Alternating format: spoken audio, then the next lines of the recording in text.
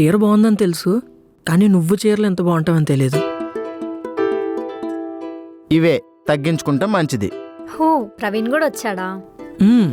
అంటే ఈ girl friend 10th class pass అయితే వస్తానని మొక్కుంది, అందుకే ఈయన పంపించింది. నీ గర్ల్ ఫ్రెండ్ 10th క్లాసా? ఈ గర్ల్ ఫ్రెండ్ వాళ్ళ కూతురి 10th క్లాస్. అరే ఆడు చూడరా, గుడికొచ్చామనే సంగతి మర్చిపోయి పులిహోర కలిపేస్తున్నాడు.